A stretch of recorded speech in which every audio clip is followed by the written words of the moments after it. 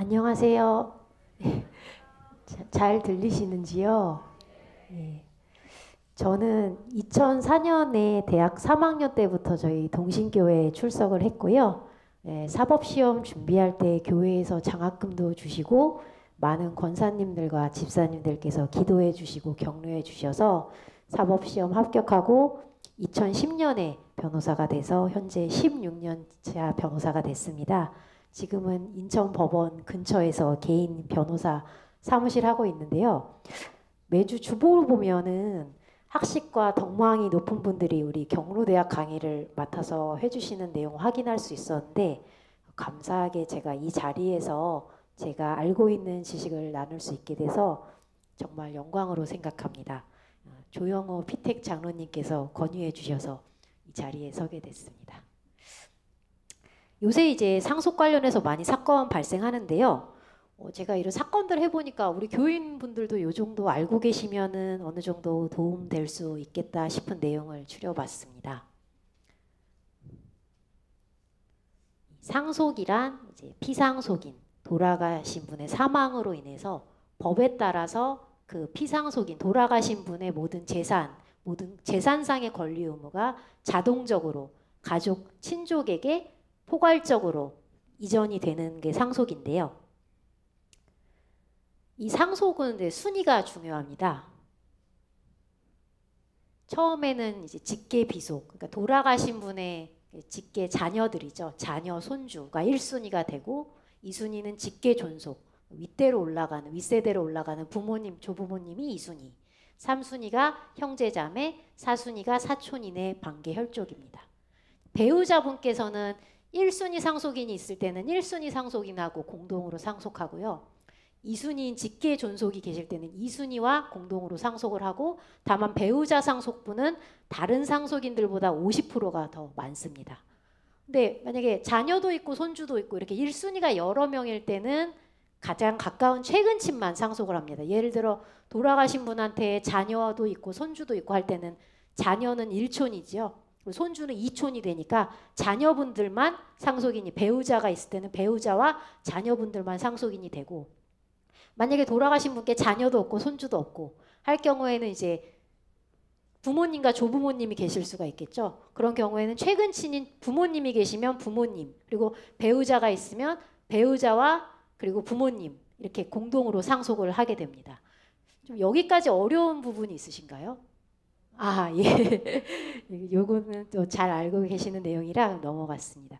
제가 이 실무를 해보면은 좀 유형을 나눌 수가 있는 것 같아요. 상속재산 규모에 따라서 좀 상속재산이 마이너스, 즉 빚이 더 많으신 분도 있고, 상속재산이 5억 원 이하, 그리고 상속재산이 한 30억 이하, 상속재산이 30억 이상인 경우가 있을 겁니다.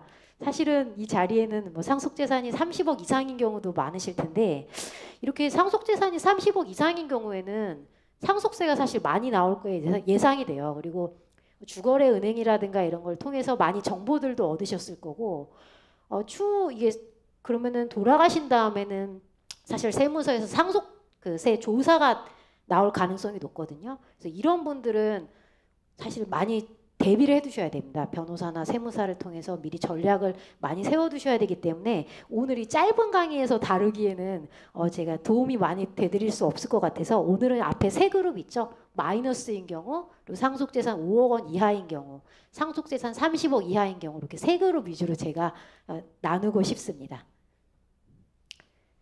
상속재산이 마이너스인 경우에 사실 되게 중요한데, 우리 권사님이나 장로님들께서는 이게 해당이 안 되시더라도 알고 계시면 친구분들이나 지인분들에게 알려주시면 좋을 것 같아요. 빚이 더 많은 경우인데, 이런 경우에는 이 상속인이 피상속인이 돌아가신 사실을 안 날부터 3개월 내에 관할 가정법원에 상속포기나 한정승인 신고를 하셔야 됩니다. 근데 만약에 돌아가신 사실 알았는데 빚 독촉이 나중에 들어오는 경우가 있어요.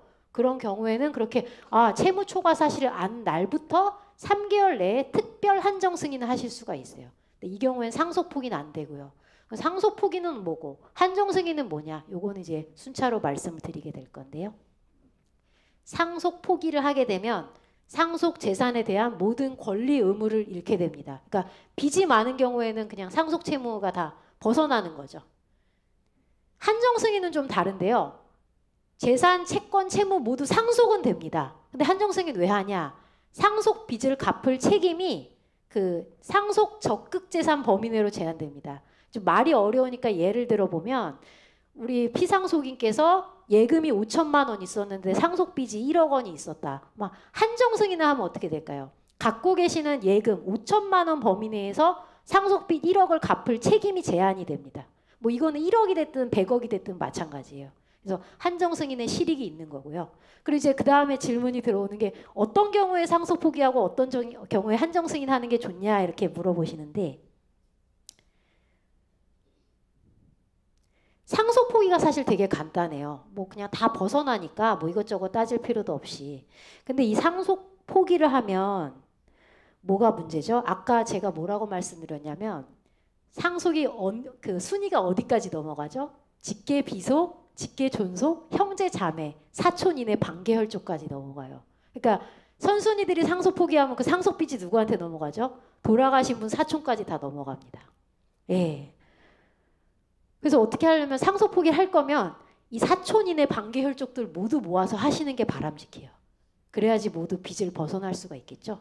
근데 제가 이렇게 말씀을 드리면 되게 죄송해 하시더라고요. 그러니까 좀 겸연쩍어 하시기도 하고 이런 것들 사실 왕래가 적은 삼촌 사촌들한테 말씀드리는 거 굉장히 좀 겸연쩍어 하셔서 하시는 경우가 있어서 저는 만약에 이런 상황이면 피상속인이 될 분께서 70세 이상 고령자이시고 채무초과 상태시다 하면 돌아가시기 전에 개인 파산 면책을 해두시는 게 더 간단할 수도 있다 이렇게 말씀을 드립니다.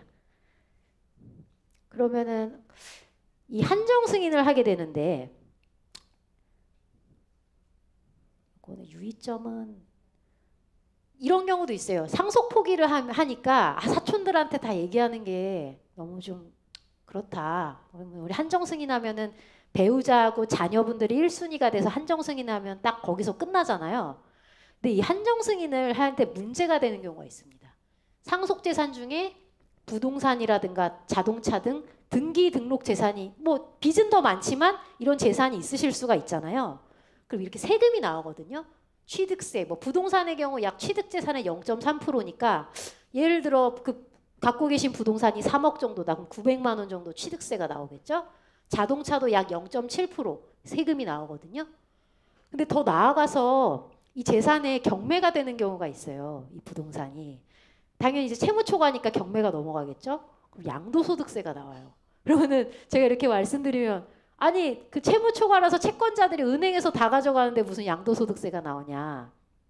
이 양도소득이라는 게 상속인한테 주어지는 돈이 없더라도 어떻게 되죠? 경매로 넘어가면 그 은행이 그 빚을 다 가져가죠.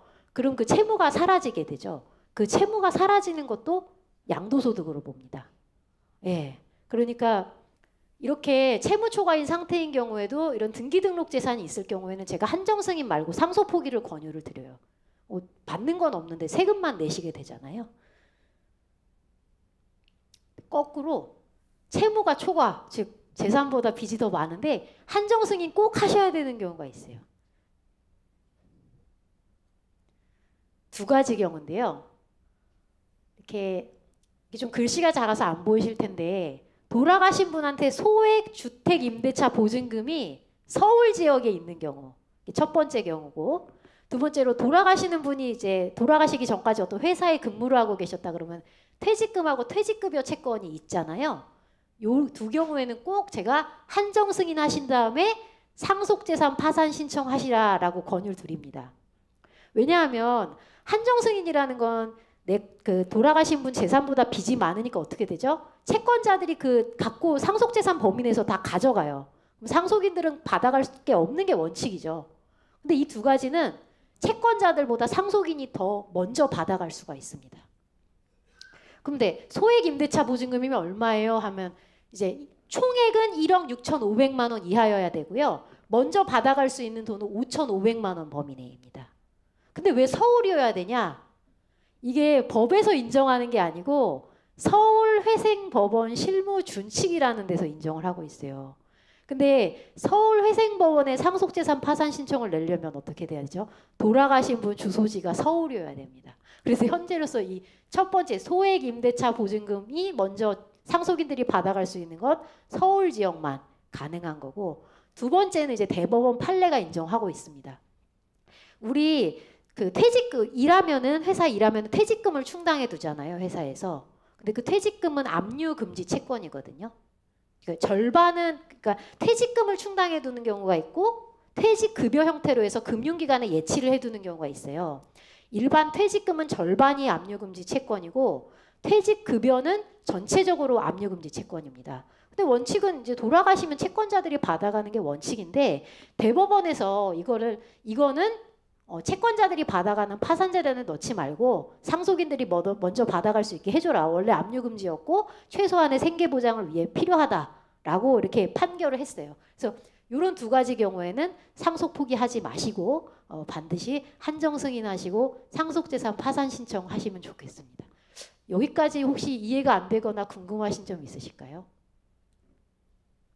네.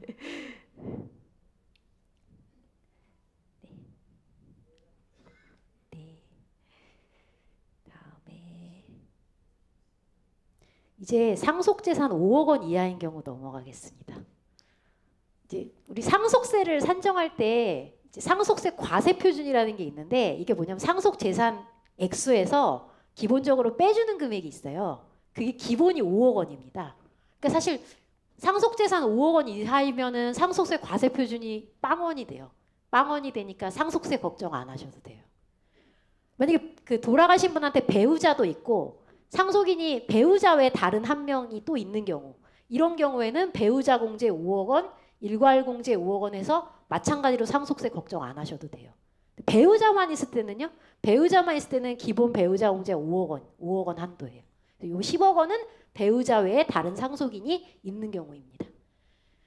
근데 이게 조금 유의하셔야 되는 게 뭐냐면, 이 상속세 과세 표준에 우리 생각에는 망인 돌아가실 때 갖고 계신 재산만 상속세 이거 기준이 된다고 생각하시죠? 일반적으로. 근데 이게 법에 보면은 망인이 돌아가시는 날부터 소급해서 10년 동안 상속인에게 증여를 하실 수가 있잖아요. 미리 주실 수가 있죠, 돌아가시기 전에. 그것도 이 과세 표준에 들어가고요. 네, 사망일부터 소급해서 5년 동안 상속인 아닌 사람한테 심지어 증여한 재산도 이 과세 표준에 들어갑니다. 그러니까 내가 상속세, 우리 자녀들이 상속세 신고하고 납부해야 되는지는 돌아가실 때 재산만 따지면 안 되고, 소급해서 상속인에게 10년간 증여한 재산이 있는지, 소급해서 상속인 아닌 사람한테 온유한 재산이 있는지, 증여한 재산인지 다 따져 보셔야 돼요. 그래서 내가 상속세가 나올까 안 나올까 생각하셔야 되고, 이 상속세 없는 경우에도 취득세 등은 납부를 해주셔야 됩니다. 그리고 또 생각하시는 게, 상속인분들은 상속세라는 거는 예를 들어 상속인이 자녀가 3명이다. 근데 상속재산이 9억이어서 3억씩 받으면 3억에 대해서 내는 거다라고 각자 생각하시는데 아니에요. 전체 상속재산을 기준으로 이 상속세가 산정이 됩니다. 그리고 모든 상속인들이 상속재산을 실제로 받았든 안 받았든 간에 상속세 전체에 대해서 연대채무를 부담해요. 국가에 대해서.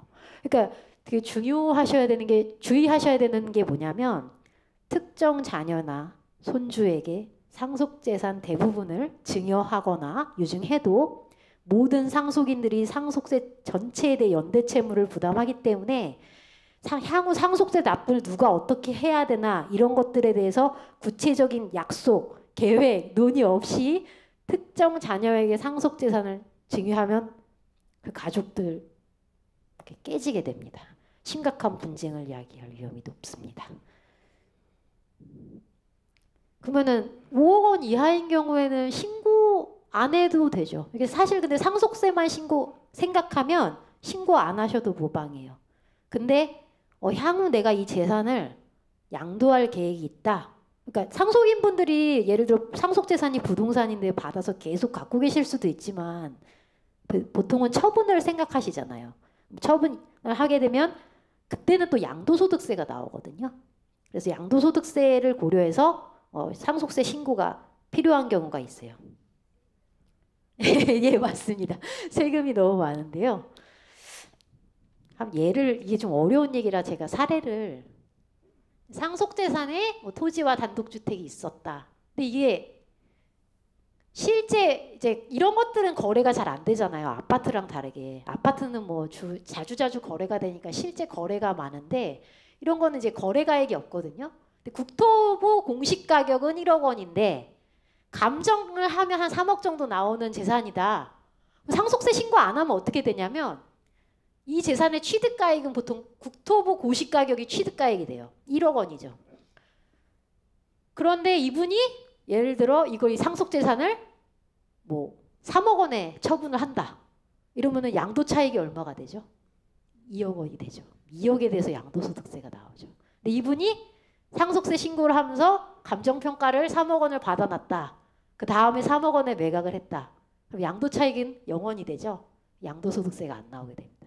이런 경우에는 향후에 이 재산을 상속인분들이 어떻게 처분할 것까지 고려해서 상속세 신고 여부를 고민을 해보시는 게 좋을 것 같아요. 자, 이 상속재산이 5억 원 이상이 되는 경우를 보겠습니다. 이 상속세를 미리 모의 계산해 놓으시면 좋을 것 같은데 이거를 이제 이 모의 계산을 제가 한번 지금 시간이 여유가 있는 것 같아서 국세청에서 이런 걸 되게 잘 해놨거든요. 네, 여기 이 네이버라는 이 유명한 사이트에서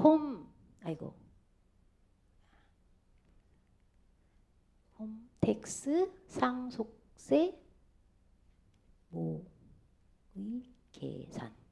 네, 이렇게 하면 이렇게 맨 위에 이렇게 사이트가 뜨거든요. 여기서 좀 간단하게 계산해 보실 수가 있어요. 이게 마우스가 핀이 네. 마우스가 네.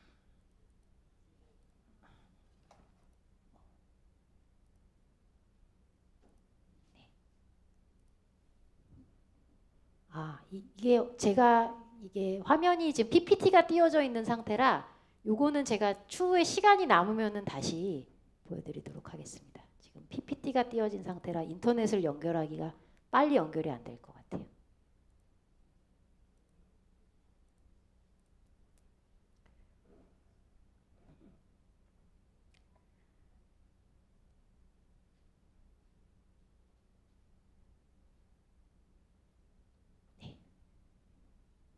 아까 이제 사전 증여 재산까지 소급해서 상속세 과세 표준에 가산한다 요 말씀을 드렸고요. 상속재산 아닌데 이 과세표준에 들어가는 게 있어요. 보험금, 신탁재산, 퇴직금 이런 거는 법상 상속재산은 아닌데 상속세 계산을 넣습니다. 그리고 고인의 채무, 공과금, 장례비는 당연히 공제가 되고요. 근데 요새는 좀 조심하셔야 되는 게 내가 그 꼬마 빌딩이나 뭐 주거용 건물 갖고 있는데 공시가가 보니까 한 10억 정도니까 이거는 공제를 다 하면은 상속세 안 나오겠다. 이렇게 예전에는 그게 전략으로도 많이 했었는데 요새 국세청에서 이런 경우에 그냥 국세청이 자체적으로 감정평가를 해버려요. 그래서 나는 10억 원이라서 상속세 신고 안 하고 있었는데 갑자기 국세청에서 감정평가 해보니 20억 원이니 상속세를 내시오라고 하는 경우가 있거든요. 그래서 이런 뭐 꼬마 빌딩, 다가구 주택 이런 거 갖고 계신 분들은 제 생각에는 개별적으로 돌아가시기 전에 감정평가해서 만약에 국세청에서 이렇게 할 때 우리 자녀들이 상속세 얼마나 내야 되는지 한번 계산해 보시는 게 좋을 것 같아요.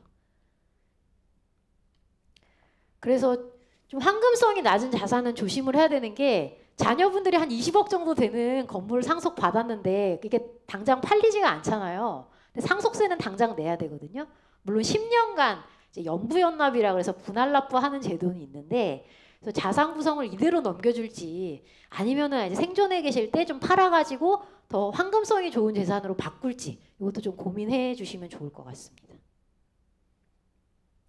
좀 무서운 게 뭐냐면 이게 5억 원 이거 따질 때 난 당연히 망인께서 갖고 계신 재산 그리고 사전증여 재산 그것까지 포함되는 거 이해됐어. 근데 망인께서 실제로 안 갖고 계신 재산인데 과세표준에 들어가는 게 있거든요. 저도 좀 변호사로서 이런 게 있다는 게 놀라운데 이게 이른바 추정상속재산입니다. 이게 뭐냐면 그러니까 탈세를 하는 것을 방지하기 위해서 이제 국가에서 마련한 제도인데 돌아가신 분이 막 예금을 처분했어요. 혹은 채무를 부담했어요. 근데 그 돈이 어디 갔는지 알 수가 없다. 돌아가시기 1년 이내 그렇게 알 수 없는 금액이 2억 원 이상이다. 혹은 2년 이내 그렇게 알 수 없게 처분한 금액이 5억 원 이상이다. 사실 좀 이례적이긴 하죠. 생활비를 고려한다 그래도 좀 큰 금액이긴 합니다.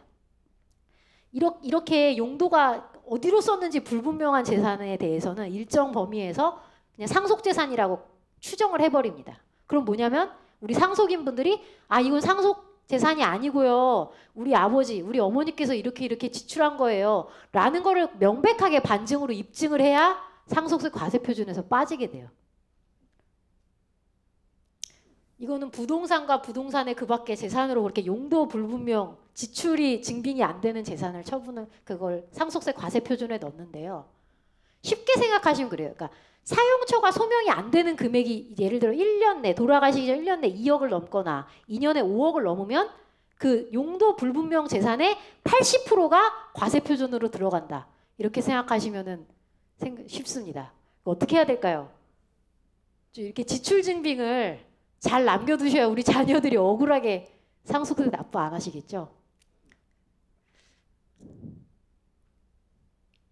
우리나라 상속세가 이렇습니다. 어때요? 1억 이하인 경우 10%, 5억 이하인 경우 20%, 10억 이하 30%, 30억 이하 40%. 그러니까 계산이 좀 복잡할 수 있어요. 이게 예를 들어 재산이 10억이면은 그러면은 30% 3억인가요? 아니요. 그러니까 정확하게는 1억 원 이하의 재산에 대해서는 10%, 5억 원 이하의 재산에 대해서는 20%, 10억 이하 재산 30%니까 계산이 복잡하잖아요. 어떻게 하시면 되냐면 총 과세표준에다가 세율 곱하고 옆에 거 빼주시면 됩니다. 예를 들어 10억이다. 그러면은 30%는 3억인데 3억에서 6천만 원 빼면 2억 4천이 되죠. 그 상속 과세표준에 따라서 이렇게 세율이 정해집니다. 여기까지 말씀드리면은 그러면 자녀한테 넘어가고 손주한테 넘어가고 다 없어지니까 손주한테 직접 상속을 시키면 안 돼요? 라고 물어보시는데 이것도 우리 법이 막아놨어요. 만약에 손주한테 직접 가면요. 상속세를 30%를 기본 할증을 시킵니다. 그리고 만약에 손주가 미성년자다. 그리고 20억 원 이상 손주한테 준다 하면 40%를 할증을 해놨어요. 그래서 좀 우리나라는 상속세가 좀 많은 편입니다. 결국은 아까 이 표를 보면 상속세 과세표준이 얼마냐가 굉장히 중요한 거잖아요. 그럼 상속 재산 가치가 곧 과세표준입니까? 아니 그건 아니고요. 상속재산 가치에서 여러 그 법에서 인정하는 공제라는 것들이 있어요. 공제 금액을 빼준 게 이제 과세표준이 되는데 그래서 공제를 어떻게 받느냐에 따라 똑같은 상속재산을 받는데 내야 되는 세금이 천차만별로 달라져요. 그 말씀드리겠습니다. 아까 말씀드린 일괄공제라는 게 있어요. 5억 원. 이건 기본적으로 빼줍니다. 그래서 상속재산 가액이 아까 5억 원인 경우엔 일괄공제 5억 원을 해주니까 과세표준이 0이 된다 그랬죠. 그래서 상속세가 안 나오고. 뭐 기초공제, 자녀공제, 미성년자공제, 장애인공제, 연로자공제 이게 결국 일괄공제에 다 포섭이 되기 때문에 그냥 그런 거는 복잡하게 생각 안 하셔도 기본 5억 원 공제된다라고 생각하시면 돼요. 그리고 상속인 중에 이제 직계 비속도 없고 직계 존속도 없으면 배우자가 혼자 상속을 하게 되죠. 이 경우에는 배우자 상속 공제만 적용이 돼요. 일괄 공제는 적용이 안 되고요. 그리고 배우자 공제가 사실 이 공제 부분이 굉장히 많아요. 배우자가 상속받는 부분에 대해서는 30억 원 범위 내에서는 다 공제를 해줍니다. 배우자 법정 상속분에 대해서요. 대신에 상속세 신고 기한일부터 6개월 내에 이 배우자 앞으로 분할을 다 완료를 해야 되고요. 근데 배우자 공제가 되게 크잖아요. 근데 억울한 경우가 있어요. 이 돌아가시는 분께서 배우자에게 너무 감사해서 돌아가시 전에 증여를 할 수 있잖아요. 이 사전 증여 재산은 이 공제가 적용이 안 됩니다. 그래서 어떤 억울한 사안이 발생하는지 한번 보실게요. A씨가 돌아가실 때 이제 15억 원을 남기고 사망하셨고 상속인은 배우자와 자녀 1명. 돌아가시기 전 5년 전 아내에게 10억 원을 증여했다. 만약에 증여 안 하고 25억 원 그대로 가지고 계시다가 사망했으면 25억 원에 대해서 배우자 상속분이 15억 원이 되거든요. 이 15억 원이 전부 빠져나가 과세표준에서, 그러니까 가액에서. 그리고 일괄공제 5억 원. 총 20억 원이 공제되니까 어때요? 5억 원에 대해서만 상속세 납부하면 되죠. 예. 그러니까 근데 위 사례에서 증여분 10억은 배우자 공제가 적용이 안 돼요. 근데 제가 아까 뭐라고 말씀드렸죠? 돌아가시기 전에 소급해서 10년 동안 상속인들에게 증여한 거 과세표준에 들어간다 말씀드렸죠. 그럼 본건에서는 배우자가 15억 원에 대해 배우자 상속분은 9억 원밖에 안 됩니다. 9억 원 빼고 일괄공제 5억 원 빼고 14억 공제되고 25억 원 마이너스 14억 원이니까 9억 원에 대해서 상속세를 납부하셔야 되는 결과가 돼요.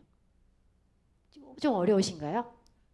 그러니까 쉽게 생각하면 배우자 상속분이 중요하다. 근데 똑같은 재산을 갖고 계시면은 배우자가 상속을 하니까 배우자 상속분 전체에 대해서 공제가 되는데 이걸 사전증여하면은 그거는 상속이 아니고 사전증여거든요. 그러니까 공제가 안 되고 이렇게 차이가 나게 되는 거예요. 그래서 배우자나 자녀분들한테 증여하시기 전에 한번 건강 상태를 생각을 해보셔야 돼요. 10년 내에 안 돌아가셔야 되거든요. 10년 내에 돌아가시게 되면 오히려 세금이 더 상속세가 많아질 수가 있어요. 금융재산 상속공제라는 게 있습니다. 요거는 뭐 기본 그러니까 쉽게 생각하시면 그 돌아가신 분 금융재산 20% 정도는 공제가 된다. 아까 과세표준 계산할 때 빠진다. 이렇게 생각해 주시면 돼요. 이것도 중요한 제도인데 동거주택 상속공제라는 것도 6억 원까지 공제를 해줘요. 주택 가액 범위 내야 되겠죠. 뭐 요새는 뭐 주택이 많이 비싸가지고 6억 원을 넘는 경우가 많을 텐데, 근데 안타까운 건 이 동거주택 상속공제라는 건 배우자 상속분에 대해서 또 인정을 안 해줘요. 직계 비속, 그러니까 자녀나 손주가 상속받는 부분에 대해서만 이 조건을 다 만족시킨 경우에 6억까지 공제를 해주는데, 돌아가시는 분과 직계 비속이 10년 동안 계속해서 같이 동거하셔야 돼요. 하나의 주택에서. 근데 유의할 거는 꼭 그 동거하시는 주택이 물려받는 주택일 필요는 없어요. 뭐 전셋집이나 월세집이어도 괜찮아요. 그리고 돌아가신 분과 직계 비속인 상속인이 계속 그 10년 동안 1세대 1주택에 해당하셔야 돼요. 그러니까 뭔 말이냐면 상속인은 주택이 없으셔야 된다. 상속계실 현재 상속인이 무주택자여야 되는 것이고요. 뭐 공동상속하실 수 있잖아요. 배우자하고 직계비속하고. 그런 경우에는 배우자 상속분은 인정 안 해주고 직계비속 상속분에 대해서만 6억 한도로 인정을 해줍니다. 그 증여세로 넘어가겠습니다. 이제 그럼 상속 말씀드리면 그럼 빨리 사전 증여를 해야 되겠구나 이렇게 생각하시는데, 증여세율은 상속세율하고 이제 동일해요. 아까 보신 표하고. 다만 이제 공제 한도가 좀 다른데요. 증여세는 이제 공제 한도를 따질 때 한 건별로 따지는 게 아니고 같은 사람한테 주는 걸 10년 동안 주는 걸 가지고 따집니다. 예.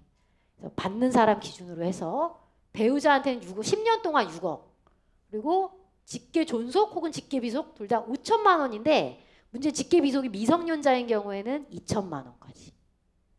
그리고 기타 친족 1천만 원, 사위 며느리 그 외자 0원입니다. 요새 새로 이제 작년에 이게 새로 만들어졌어요. 혼인 출산 공제라 그래가지고 존속께서 직계 비속한테, 직계 비속이 혼인일부터 전, 후 2년 내에 증여하시면 1억 원까지 공제가 되고, 마찬가지로 직계 비속 자녀 출생일 또는 입양 신고일부터 2년 내에 증여하면 출산 공제 1억이 되는데, 주의할 거는 1억 해서 2억이 공제되는 게 아니라 어떤 제도든 간에 최대 한도가 1억 원까지만 되는 거예요. 예, 그러니까 1억 원 추가로 이제 공제로 증여세 없이 증여하실 수 있는 거고요. 그럼 이제 아까 말씀드린 것처럼 손주한테 바로 주면 안 돼요. 근데 손주한테 바로 주면은 할증과세가 됩니다. 기본 30%, 아까 상속세 때랑 마찬가지로 수증자가 우리 손주 미성년자고 20억 넘으면 40% 할증과세가 됩니다. 되면. 그래서 요새 이거를 많이 활용하시는 것 같아요. 최근에 이제 고위공직자 청문회에서도 뉴스가 나왔었거든요. 이렇게 주는 거는 지금 자녀가 결혼해도 1억 5천까지밖에 세금 없이 줄 수가 없잖아요. 그냥 주면은 문제가 되니까 빌려주시면 좋을 것 같아요. 이게 저리대출하면 저리대출해도 우리 국세청에서 인정하는 이자율이 4.6%거든요. 근데 막 1%, 0.5% 줘버리면 어떻게 돼요? 이자가 그만큼 또 싸게 내가 대출받은 거죠. 그것도 증여로 보는데요. 다만 그 증여로 보는 이자액이 1,000만 원 미만이면 증여세 과세를 안 합니다. 예. 그래서 산술적으로 해보면 2억 1,700을 무이자로 빌려주면 원래는 4.6% 이자에 따라 얼마를 줘야 돼요? 998만 2천 원을 줘야 되는데 안 줬어요. 그럼 이걸 증여받은 걸로 보는 거죠. 근데 어때요? 1,000만 원 미만이니까 우리 상속세 및 증여세법에서 증여세 과세를 안 하게 돼 있어요. 네.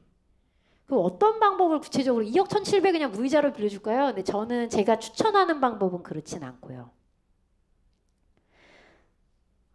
이게 또 좋은 게 뭐냐면 엄마, 아빠, 할머니, 할아버지 다 별도예요. 이게 주의할 게 아까 이 공제 한도 말씀드렸죠.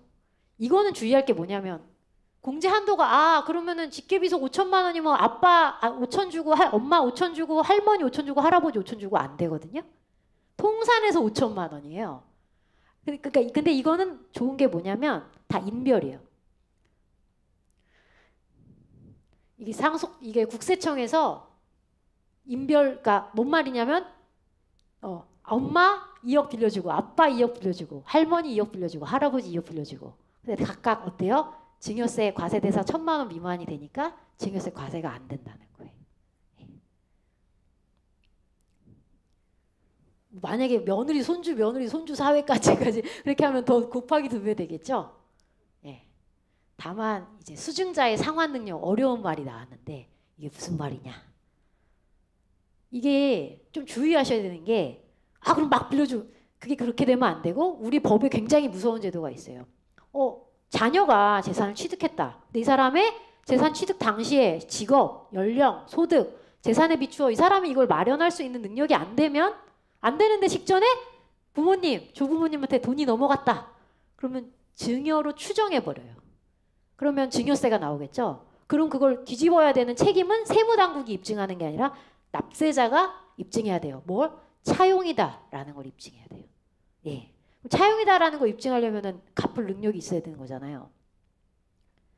그래서 좀 어려운데 저는 만약 저한테 상담을 받으신다 하면 2억 1,700만 원 무이자로 대여하시지 말고 일단 차용증 쓰시고 등기소에서 사문서 확정일자를 받으셔라. 왜? 세무서에서 조사가 나왔어요. 차용증 딱 내밀면 뭐라 그래요? 이거 사후적으로 만든 거잖아요. 이거 둘이 짜고 부모님하고 자녀가 하고 짜고 만든 건지 우리가 어떻게 알아요? 라고 하시죠. 등기소에서 확정일자 받으면 어때요? 딱 그날 날짜가 증명이 되죠. 그리고 저는 무이자로 하시지 말고 대여 금액을 좀 올리셔가지고 대신에 이자율을 확 낮추셔가지고 자녀가 꼬박꼬박 이자를 계좌이체하게 하셔라. 그리고 만약에 보통은 자녀분들한테 증여하면 자녀가 그 현금으로 안 갖고 계시죠. 부동산을 취득하는 경우가 많은데 근저당 설정 등기 부모님 앞으로 해두면 또 누가 봐도 이거는 대여라고 봐야 되겠죠. 사안에 따라서는 대여자가 이자소득세 원천 징수까지 하고 납부까지 하시는 것도 고려할 수 있는데 요거는 뭐 5번은 꼭 상황에 따라서 할 수도 있고 안 할 수도 있을 것 같아요. 중요한 거는 이게 대여다라는 거를 이제 세무당국이 입증하는 게 중요하겠죠. 3억 원을 대여하는 경우를 예상해 보겠습니다. 원래는 적정이자율이 4.6%니까 1년에 1,380만 원 이자를 자녀가 부모님한테 줘야 되죠. 근데 제가 아까 1,000만 원 미만인 경우에는 증여세 과세 안 한다 그랬잖아요. 그러면 1년에 1,380에서 1,000만 원 빼고 근데 1,000만 원 미만이어야 되니까 조금 더 빼줄게요. 10만 원 빼주면 1년에 390 정도 자녀가 부모님한테 이자 드리면 좋을 것 같아요. 그러면 3억 원에 1년에 390만 원 이자 주면 이율이 1.3%가 되거든요. 이렇게 약정하시고 이자 확정일자 받으시고 이자 꼬박꼬박 받으시면 근저당 등기까지 하시면 세무서도 이거 증여라고 보기 어려울 겁니다. 주의하셔야 되는 게 어때요? 증여를 할 때 이제 요거는 이제 대여하고는 별개 얘기인데 대여 말고 증여를 했다. 뭐 아예 그냥 증여 뭐 5천만 원이 됐든 1억 원이 됐든 증여할 때 주의할 점이 아까 뭐라 그랬죠? 피상속인 망인 사망하시고 소급해서 상속인에게 10년 동안 증여한 거 있잖아요. 요거 상속세 과세 표준에 들어가는 걸 막을 수가 없어요. 그래서 재산 규모 보시고 미리미리 이제 10년 단위니까 적절히 증여하시고 10년 이상 생존하셔야 돼요. 근데 건강이라는 걸 장담할 수가 없잖아요. 내가 오래 살고 싶지만 뭐 하나님이 데려가시면 어쩔 수 없으니까 좀 자신이 없다. 저는 그럼 사위 며느리한테 증여하시고 5년 이상 생존하시라고 그래요. 아까 뭐라 그랬죠? 상속인에게 증여한 거는 돌아가신 날부터 10년 동안 소급해서 상속세 과세 표준에 들어간다고 했고 상속인 아닌 사람한테 증여한 거는 돌아가신 날로부터 소급해서 5년까지 들어간다고 했으니까 사위 며느리한테 증여하시면 5년 이상 생존하시면 상속세 과세 표준은 안 들어가요. 예. 그리고 또 이런 게 있어요. 요새 많이 문의하시는 건데 부동산 저가 양도. 우리 법에서 원래 10억짜리 재산을 예를 들어 7억에 이렇게 특수관계인 막 자녀와 부모 사이에서 이렇게 싸게 양도를 하면 그것도 증여로 보는 게 원칙이거든요. 그러니까 내가 막 30억짜리 아파트를 20억만 받고 혹은 뭐 5억 원만 받고 이렇게 하면 좋지만 그것도 증여로 보는 게 원칙인데 면제를 해주는 한도가 있어요. 대가 차익이 3억 원 또는 30% 이하 중 적은 금액. 좀 헷갈리죠. 그러니까 3억 원 혹은 대가 차익 30% 해서 더 적은 것만큼만 증여로 안 본다라는 내용이에요. 이것도 사례를 보시면 좋을 것 같아요. A씨가 시가 10억 5천만 원 상당의 주택을 자녀 B에게 7억 원에 매각하는 경우 양도가액 차익은 3억 5천이죠. 그리고 근데 그럼 양도가액 차익 3억 원하고 30% 중 적은 금액은 3억 원이죠. 아, 적은 금액. 네. 그러면은 이 3억 원을 빼주면 증여재산가액에서 제외하고 5천만 원만 증여재산가액으로 봐요. 근데 아까 제가 뭐라고 말씀드렸죠? 10년 내 자녀한테 5천만 원까지 증여세 없이 증여할 수 있다고 말씀드렸죠. 그럼 본 사례에서 10억 5천만 원 상당의 주택을 자녀 B에게 7억 원에 매각을 하면 어때요? 자녀가 증여세를 낼까요? 안 낼까요? 네, 3억 원은 지금 저가양도에서 대가 차익이 30%가 총 매각가액의 30%니까 10억 5천에 30%면 3억이 넘잖아요. 그럼 3억 원은 이 제도에서 공제가 되고 그리고 5천만 원은 아까 뭐라 그랬죠? 10년 동안 직계 존속이 직계 비속한테 증여할 수 있는 과세 없이 증여할 수 있는 한도가 들어가니까 10년 내 다른 준 재산이 없으면 증여세가 안 나와요. 예, 여기까지 좀 어려우신 거 있으실까요? 좀 질문 있으실까요? 너무 어려우세요? 네. 근데 이 방법은 아무 때나 막 쓸 수 있는 게 아니고 문제는 양도소득세는 별개예요. 그러니까 상속세, 증여세는 면제가 되더라도 양도소득세가 어떻게 나오는지까지 계산해 봐야 돼요. 자, 어머니인 A씨께서 나는 분명히 내 자식한테 10억 5천만 원짜리 주택을 7억 원에 줬어요. 근데 법에서 이런 경우에도 10억 5천만 원에 매각한 걸로 간주해버립니다. 근데 어땠죠? A씨가 자녀한테 매각을 했죠. 양도소득세를 내야 되잖아요. 그죠? 근데 난 7억 원에 매각했는데 자, 10억 5천만 원. 근데 예를 들어 취득할 때 5억에 취득하셨다. 10억 5천만 원에 매각한 걸로 보니까 양도 차익은 5억 5천에 대해서 계산을 하고 양도소득세 부과를 해요. 그러니까 이 제도는 언제 하시면 좋냐면 A씨께서 1세대 1주택이어서면은 15억 원 이하에 대해서 양도소득세가 안 나오시죠? 이런 경우에도 활용하실 수가 있고 예를 들어 막 10년 이상 이 주택에서 살면서 보유하시고 그래서 장기 보유 특별공제라 그래갖고 양도 차익을 확 낮출 수 있는 경우 80%까지 낮출 수 있는 제도가 있거든요. 이런 경우에 내가 계산해 보니까 혼자 해도 좋고 혼자 자신이 없어. 세무사 사무실에 해보니까 양도세 많이 안 나오겠다. 이런 경우에 활용하시는 게 좋아요. 왜냐하면은 증여세는 안 나왔는데 어머니께 양도소득세가 많이 나오면은 이게 도루묵이 돼버리잖아요. 또 주의할 점이 있어요. 분명히 자식인 B는 7억에 매수를 했어요. 근데 이 자식도 이 주택을 영원히 갖고 있는 게 아니잖아요. 어느 순간 매각을 해야 되잖아요. 그러면은 자, 어머니는 10억 5천만 원에 매각한 걸로 간주해버린다고 했잖아요. 불리하게. 그러면 자식도 10억 5천만 원에 매수한 걸로 봐야 되는 거 아니에요? 아니요. 이 경우에 자식의 매수가액은 7억으로 봐요. 그래서 자식이 만약에 이 주택을 다시 뭐 12억에 매도한다. 그럼 실제 낸 7억 원을 취득가액으로 보니까 추후에 5억 원에 대해 양도소득세를 자녀가 부담하게 되는 거예요. 그래서 물론 자녀가 1가구 1주택증 뭐 비과세 요건을 충족하면은 양도소득세는 납부를 안 해도 되니까 요 저가양도 활용하실 때에는 양도소득세까지 다 고민해서 이렇게 해보시면 좋을 것 같습니다. 주의할 게 뭐냐면 아까 금전 대출이든 아니면 적법한 저가양도이든 간에 이게 우리 증여 추정 규정이 있다 그랬어요. 자녀나 이런 사람들이 갑자기 재산을 취득했는데 그 전에 특수관계인 부모님한테 재산이 넘어가고 근데 자녀는 뭐 직업이라든가 소득 나이에 비춰봤을 때 이걸 7억 원은 내 돈으로 마련해야 되는 거거든요. 자녀가 이 사례에서도 7억 원을 납부할 능력이 없는 사람이에요. 그러면은 우리 법은 이거는 증여로 추정하고 이 7억 원을 네가 마련했다라는 걸 이 납세자한테 입증을 하게 해요. 그걸 입증을 못하면 어떻게 될까요? 증여세 부과처분을 받게 될 수가 있어요.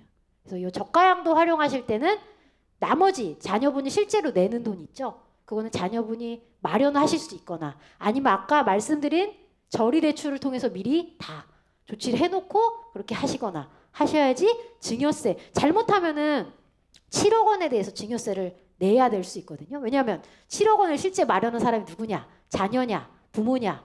할머니, 할아버지냐? 이것까지 다 따져 들어가게 되니까요. 네. 네, 그래서 오늘 제가 준비한 자료는 여기까지고요. 혹시 궁금하신 점 있으면은 지금 32분이니까 40분까지는 제가 네.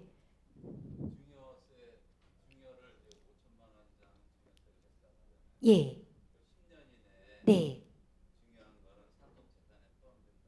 네. 네. 네. 네. 예. 이제 안 들리실 것 같아서 제가 다시 설명드리면 아까 증여를 하고 10년 상속인한테 증여하고 10년 내에 돌아가시면 증여한 것도 과세표준으로 들어간다고 했는데 그러면 증여하면서 증여세 낸 거는 어떻게 처리가 되느냐라고 질문을 주신 것 같아요. 일단 다 합쳐가지고 상속세를 계산한 다음에요. 먼저 증여세 냈던 거는 그 세금을 빼줍니다. 그리고 이런 게 있어요. 그 상속세 과세표준에 가산을 하늘 때 그 증여재산의 기준이 예를 들어 현금으로 증여하셨다 그러면 계산이 복잡할 게 없는데 내가 한 5년 전에 5억 원짜리 아파트를 증여를 했는데 그게 돌아가실 때 막 10억이 됐어요. 그러면 상속세 과세표준에는 그 10억이 들어가는 게 아니고 증여할 때 기준이 5억 원이 들어갑니다. 예. 그래서 그렇게 내가 증여세 먼저 낸 거는 상속세 총 계산해서 빼주고 그 과세표준에 산입하는 것도 증여 시점의 가액으로 산입이 된다. 이렇게 생각해 주시면 됩니다. 네. 또 궁금하신 점 있으실까요?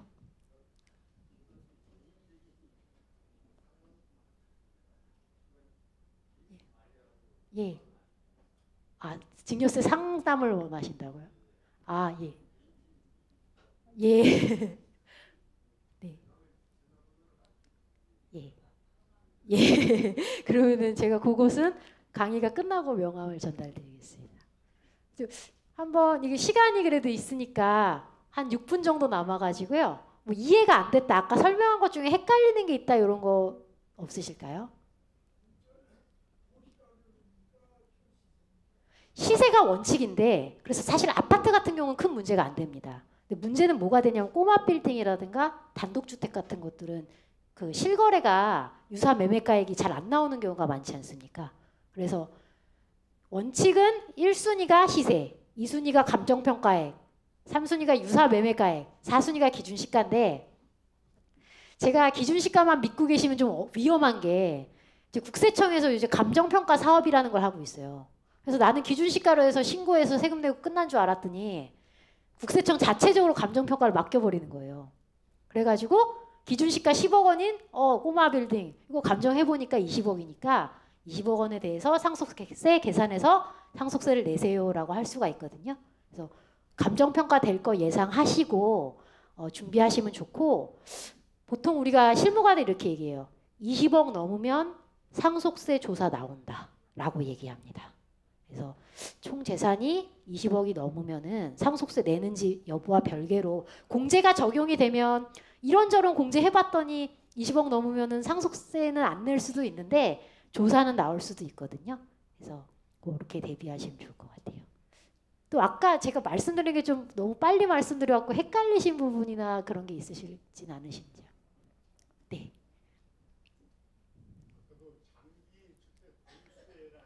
예.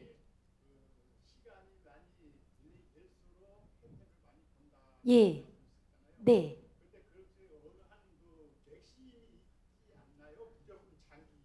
아, 네, 맞습니다. 맥시멈 10년 보유 앤드 거주. 10년 보유 앤드 거주 하신 경우에 80%, 양도차익의 80%까지 빼준 다음에 나머지 양도차익에 대해서 20%에 대해서 양도소득세 공제합니다. 그 이상은 해주지 않고 있고, 근데 지금 정부에서 요새는 뭐 아파트도 비싼 아파트는 60억, 70억 하잖아요. 근데 그러니까 그 자산가분들이 그쪽으로 많이 이제 이동을 하세요. 왜냐하면 꼬마 빌딩 같은 거는 양도소득세 다 내야 되는데 뭐 60억, 70억짜리 아파트는 10년 가지고 있으면서 살고 계시면은 양도차익 80% 공제해 주니까 세금이 훨씬 유리하거든요. 그래서 지금 정부가 그걸 좀 줄이겠다라고 하고 있는데 그래서 그런 것들도 한번 고려하시면 좋을 것 같아요. 아직은 현재로서는 세금상 제일 유리합니다. 네. 그러면 예, 이렇게 마무리하도록 하겠습니다. 감사합니다.